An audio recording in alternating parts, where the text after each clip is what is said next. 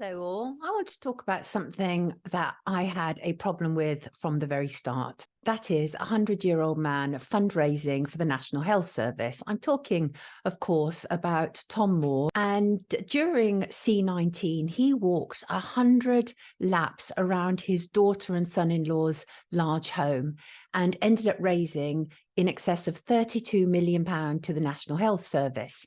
Tom became a national and international hero as well as a celebrity. He died in 2021, and his legacy has been sullied by the allegations of greed of his daughter and son-in-law. So let's have a look at that and why I believe the bigger issue of Captain Tom Moore has been ignored, deliberately or otherwise, by the mainstream media.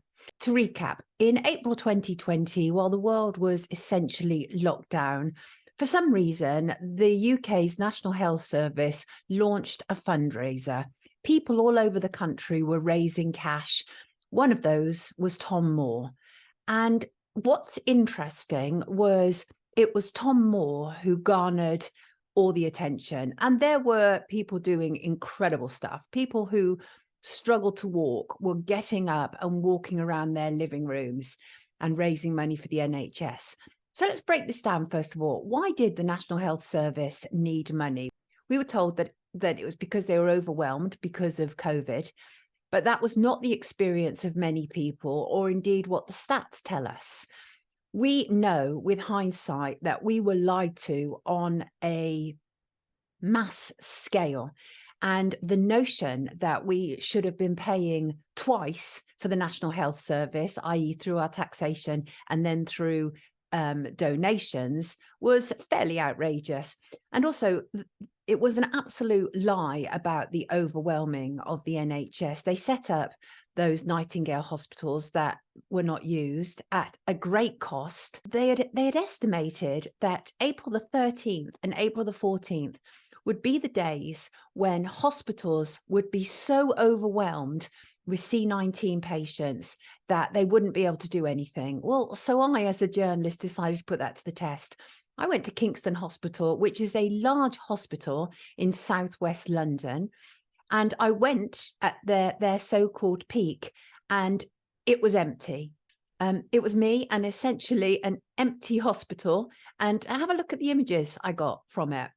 And I arrived to be told that all appointments have been cancelled. And there was one woman on reception desk for the main outpatients, and absolutely no patients there at all. I mean, the hospital is empty. This is a London hospital. So this is the area that we're told is worst hit. And it's a Tuesday morning and the place is absolutely empty. It's empty. All these cars, presumably are staff, because I didn't see any patients in there.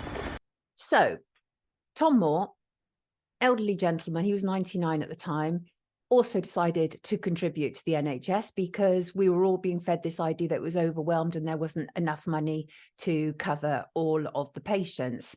This lends itself to a whole other story, and that is, it is a fact that for the previous decade, the government, first of all, as a coalition government, the Conservative Lib Dem coalition government, they began breaking down the NHS. Tony Blair had already opened the doorway for this, but it entered a full throttle stage during the coalition. And then when it became the Conservative government, there was no stopping it. The whole thing was ramped up. And Lords and MPs with interests and shares in private healthcare companies were allowed to vote on the further privatisation of the National Health Service. So Captain Tom Moore walked around his daughter's somewhat large property, and it snowballed. But let's be very clear here. Why was it that Tom Moore was noticed above and beyond everybody else who was raising money at that moment in time? Well, it was because it was a media storm. The media enabled it. The media called him the nation's granddad. No, he wasn't. No more than the Queen was the nation's grandmother. I really wish they would stop it with that nonsense. I don't know my grandmother or my grandfather, but I'm fairly sure that none of them was either the Queen or Tom Moore. Anyway, the whole thing snowballed, big media hype, massive media hype. And his very willing and capable daughter, Hannah, was by his side constantly. And she was clearly somebody with a keen eye on how to create publicity around what her father was doing. At that moment in time, during the C19 period, was very bleak. And for many people, they couldn't see a way forward. And so to see a 100-year-old man, a former soldier, a military man, walking around a house to raise money for the National Health Service was an incredibly sentimental, emotional thing for many people. So it was the perfect storm. And as I say, raised well in excess of 32 million. It was actually 39 million with gift aid enabled.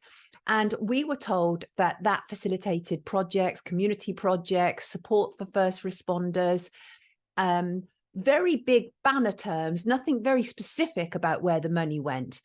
But he became a celebrity, birthday card from the Queen, an honorary colonel, 75 years on from when he'd been in World War II. He had an RAF fly past for his birthday. It was literally Captain Tom mania.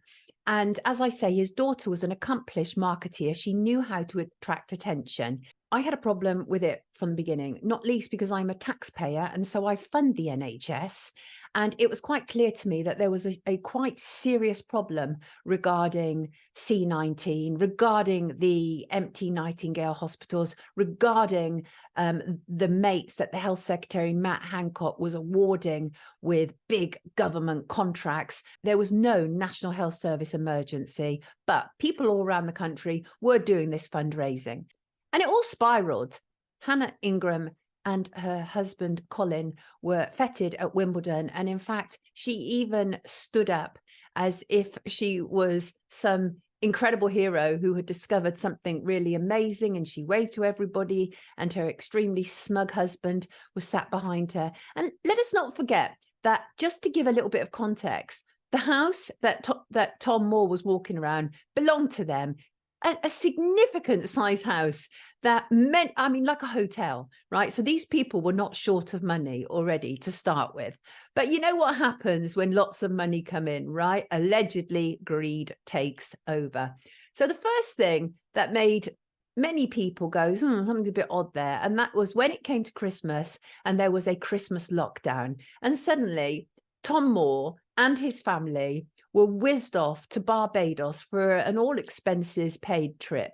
And the nation's compassion was starting to wane. It was like, okay, what's going on here? Then Tom Moore, he was appearing everywhere. I mean, on New Year's Eve, there was an image of him, which was part of a huge firework display. So he became a big celebrity, met the Queen, messages from Kate and William, a #1 song with Michael Ball, even though it was a hella racket. And just seen everywhere, you know, larger than life. Tom Moore died in 2021. He wrote books, and he wrote in the prologue that this was going to be helping other people. And those books, of course, only sold as a consequence of his status as a national hero to some. And there was every reason to believe that he intended the funds from his books to go to charity. And then his daughter and son-in-law decided to set up the Captain Tom Moore Foundation. And that is where things started to get a little bit icky. So let us bear in mind that his daughter had come to fame on the back of her father, who had raised money for the NHS for a charitable concern. And so obviously any money that was made through the foundation should have gone into the charity. Well, that is not what happened. First of all, the daughter and son-in-law pocketed £800,000 from sales of the book. So what has Miss Ingram Moore received? Well, she broke her silence on the fact that she was getting an £85,000 salary she earned as an interim CEO of the Captain Tom Foundation.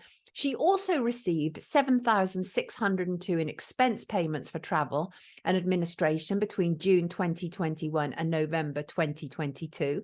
She further admitted she was paid £18,000 for attending the Virgin Media O2 Captain Tom Foundation Connector Awards in 2021. So she was there as a representative of the foundation.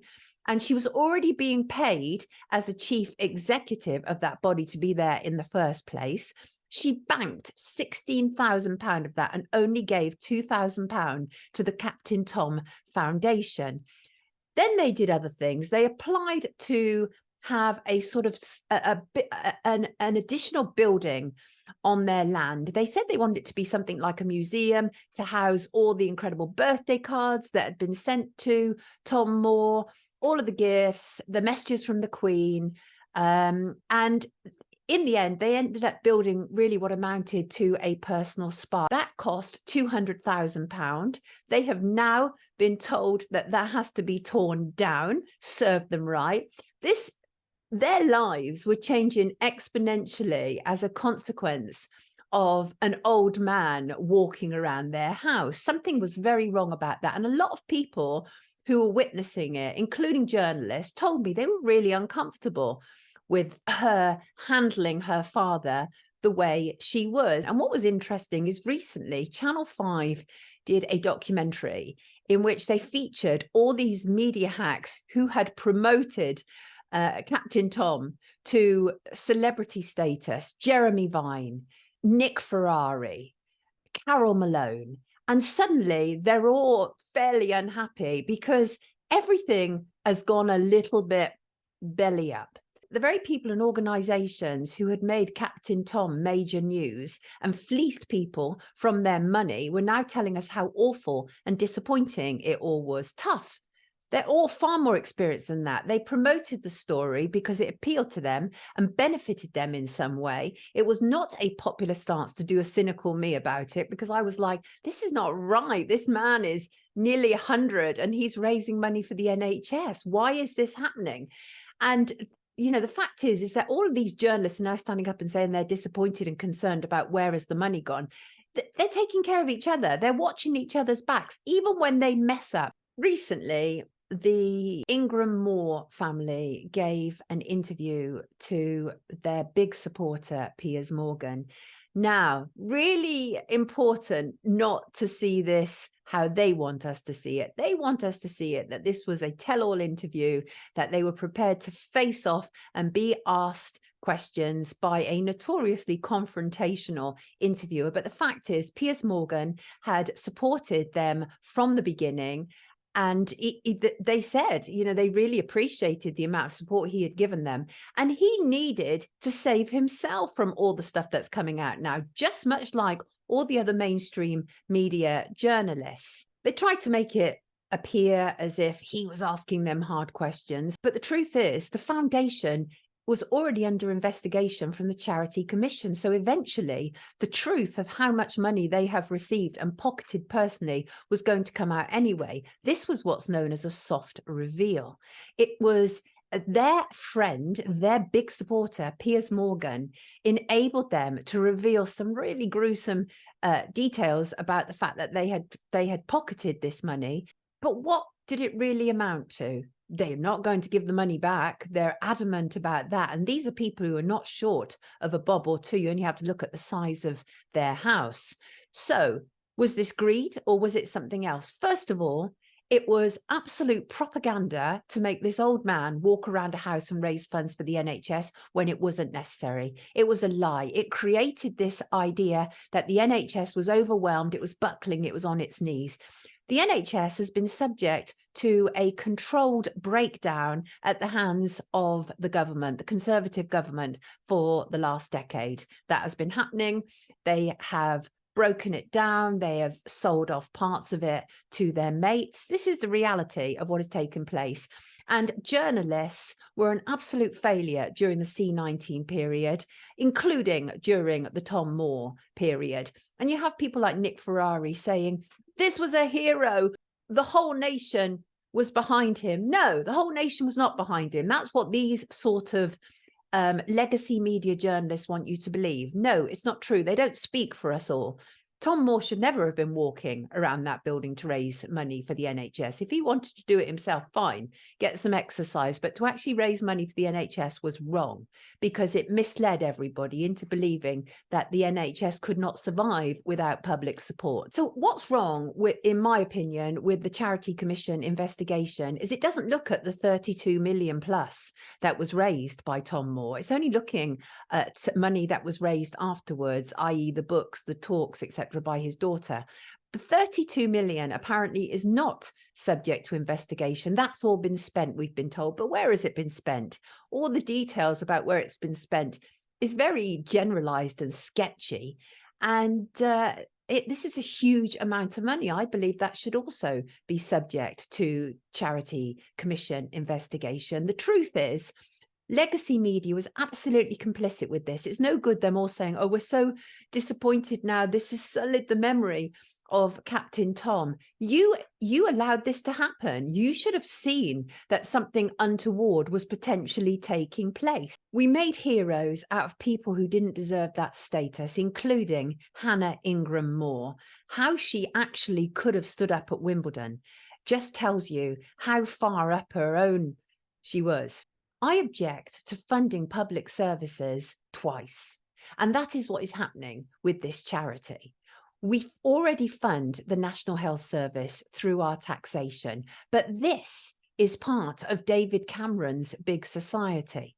David Cameron launched the Big Society in 2010 when he came into power as a coalition prime minister, and the idea was that we would pay several times to look after each other and support each other. We would pay through taxation, and then we would have big society work such as fundraising for our public services. Outrageous. This is absolutely not what we are supposed to be doing.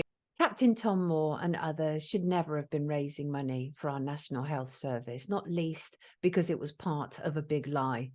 The real story of Captain Tom Moore was why the NHS had launched fundraisers and people like Captain Tom Moore was raising money for it. That is the story that legacy media have chosen to ignore, and instead are content to focus on, first of all, him being a hero, and second of all, what has happened with the money. Now it's all gone a bit skew-if. They're a bit late, aren't they? They are complicit in what has taken place. And as we hear more details about the alleged financial irregularity of Hannah and her husband Colin, you will see more and more legacy media journalists who pushed Captain Tom Moore to great heights coming forward and saying, oh, we were misled. How awful. No, you were not misled. You are professionals. You should have done your job.